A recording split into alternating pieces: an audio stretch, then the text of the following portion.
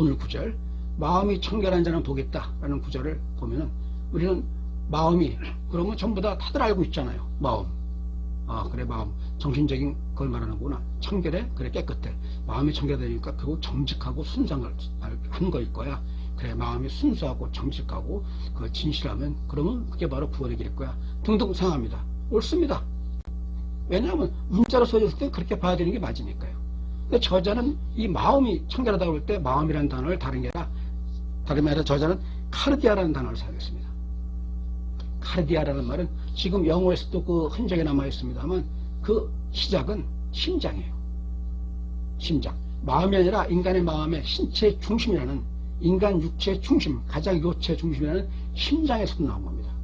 심장, 가슴에서부터 나와서 비유적으로 인간이 생각하는 생각, 감정, 사고의 중심이다. 이렇게 두 가지 의미 동시에 사용합니다.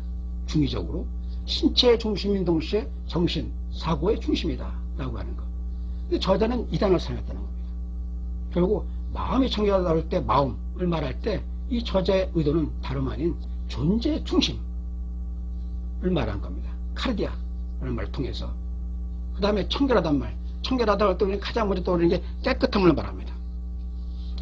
그렇습니다. 깨끗함.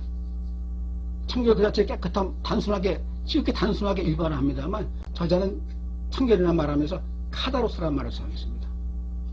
카다로스라는 말은 유대교에서 정결의식에서부터 파생된 말이에요. 유대인의 종교의식, 특히 정결의식. 그렇잖아요. 유대인들은 부정한 것에 가까이 가지 아니하며 손대지 아니하며 생각하지 아니하며 등등 정결의식을 매우 중시했던 사람들입니다. 그들에게 정결의식은 매우 중요한 종교적인 자산이었고 신앙의 어떤 근본이었습니다.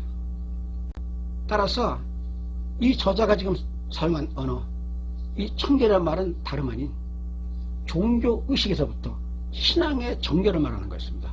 단순히 우리의 생각, 어떤 사고가 깨끗하다 이걸 뛰어넘어서 우리의 신앙의 정결을 말하는 거였습니다. 그럼 신앙의 정결이라는 말이 무엇일까요? 정결한 신앙을 말하기 위해서 우리는 정결이 뭐다라고 단정에 들어가기 전에 정결에 배치되는, 정결에 맞서는 부정. 왜냐하면 유대인들은 부정한, 정결의식에 맞서는 부정에 대해서 철저히 그에 대해서 배격하고 배제하는 게 유대 신앙이었습니다. 부정한 신앙이 무언가를 알아보는 것. 유대인들이 가장 성경의 관점에서 가장 부정한 신앙이라고 말했던 게 무엇인가를 알아보는 보면서 우리는 정결한 신앙, 마음이 청결한 게 무엇인가로 나아갈 수 있을 것입니다. 유대인들에게 가장 큰 부정은 첫 번째, 외식입니다. 예수께서 수없이 말씀하십니다. 이는 겉과 속이 다른, 성경은 분명히 기록합니다.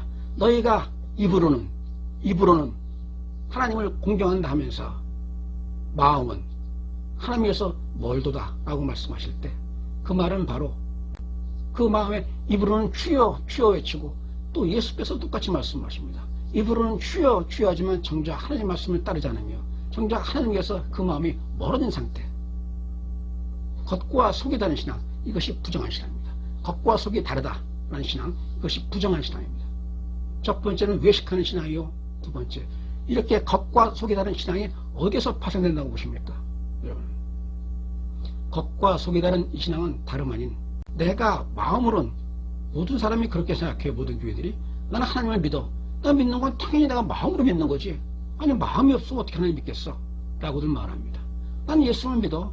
난 마음으로 진정 그를 사랑해. 등등 말하면서 예수를 믿는다고 전부 다 강조합니다. 그런데 그 마음에 참으로 안타깝게도 우리가 미처 깨닫지 못하는 사이에 두 마음이 있다는 겁니다. 바울 사도도 강조해서 말했던 것처럼 우리에겐 선한 마음과 악한 마음에 동시에 내재해 있습니다. 두 마음. 항상 하나님을 믿는 나는 입술로 그리고 마음으로도 주여 주여 하면서 믿지만 우리도 미처 깨닫지 못하는 사이에 우리를 움켜쥐고 있는 또 다른 욕망의 어떤 사슬이 있다는 겁니다. 우리 안에. 그래서 야고보 사도는 이렇게 말합니다. 두 마음을 품어 모든 것에 모든 일에 정함이 없는 자로다. 두 마음을 품어 모든 일에 정함, 깨끗함이 없다. 부정함. 이것이 바로 청결하지 못한 신앙의 어떤 출발점일 겁니다. 이 두 마음은 어디서 비롯될까요? 조금 전에 말씀드린 것처럼 마음, 마음이라는 어떤 그 근원이, 그 어원이 다름 아닌 인간의 신체와 정신의 중심이었다면, 마음이 두 마음이 있다는 말은 다름 아닌 우리가 두 주인을 섬기겠다는 말일 것입니다. 이는 마태복음에 있는 구절입니다. 한 사람이 두 주인을 섬기지 못할 것이니 혹 이를 미워하고 저를 사랑하거나 혹 이를 중히 여기고 저를 경히 여김이라. 너희가 하나님과 재물을 겸하여 섬기지 못하느니라 라고 말하면서 두 주인에 대해서 말합니다. 첫째, 외식하는 신앙이 부정한 신앙이요 청결하지 못한 신앙이라고 말씀드렸습니다. 나가서 이 외식한 신앙의 바탕에는 두 마음이 있고, 그 두 마음은 두 주인을 섬기는 마음이기 때문이다. 그렇다면 두 주인이 무엇일까요? 오늘날 지금 성경에서 말한 것처럼 분명히 하나님과 재물을 동시에 섬길 수 없다라고 말합니다. 이 재물은 만몬이죠. 만몬의 어원, 그 시작은 땅에 박혀있는 금광이었습니다. 땅속에 박혀있는 금광을 바라보는 눈, 항상 눈은 세상을 바라보고 금광을 바라보면서 항상 마음속에 있는 탐심, 세상의 재물에 대한 욕망, 이것이 만몬이에요. 사실 교회 타락을 많이 말합니다만 이 타락, 교회만이 아닐 겁니다.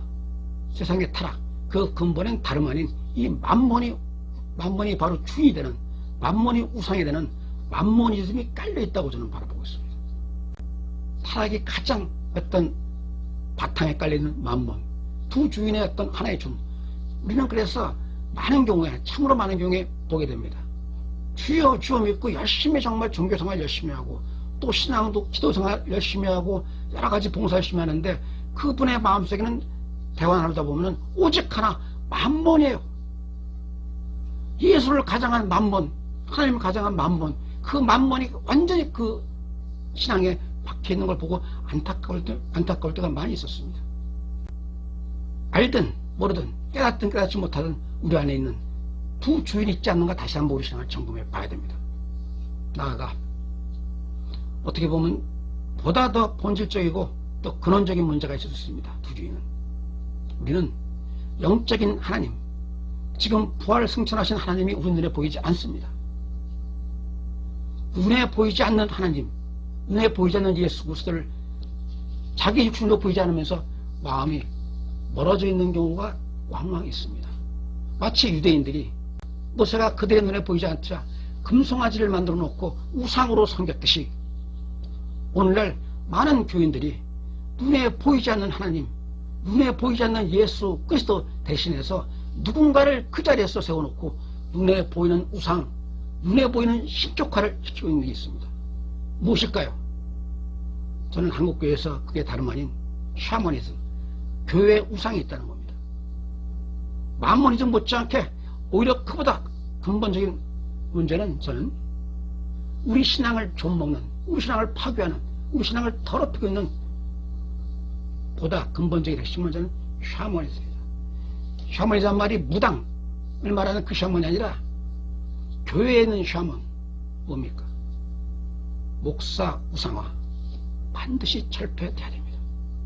목사 우상화에 빠지면서 교인들은 하나님을 바라보고 예수 그리스도를 바라보는 게 아니라 목사의 입술을 바라봅니다. 그게 타락의 근원입니다. 저는 간절히 바라고 또 바랍니다. 우리 아르케 처치 성도는 깨끗한 마음, 정결한 그 신앙으로 오늘 성경 구절에도 그렇게 되어 있습니다. 마음이 청결한 자는 복이 있나니 그들이 하나님을 볼 것이요. 우리가 하나님을 볼 수 있는 정결한 마음으로 두 마음, 두 주인, 나도 모르는 사이에, 나도 인정하지 않는 사이에 내 안에 있는 두 마음, 두 주인 때문에 눈이 가려져서 하나님을 바라보지 못하고 예수 그리스도를 바라보지 못하는 그런 병든 신앙, 맹신 신앙이 아니라 우리가 청결한 마음으로 하나님을 바라볼 수 있는 깨끗한 신앙으로 나아가기 위해서는 우리는 마음속에 있는 두 주인, 두 마음을 없애야 할 것입니다.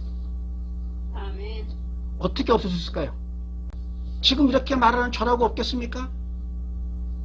여러분들이 스스로 깨끗하다고 청결한 신앙이라고 말하지만 없다고 단언할 수 있어요? 조금 전에 말씀드렸습니다만 항상 완전한 의인, 완전한 악인이 있는 게 아니라니까요. 언제 어느 순간에 어떤 유혹에 빠질 수 없는 게, 다시 말해서 마지막 눈 감는 그 순간까지 우리는 경계하고 조심해야 되는 게 우리예요.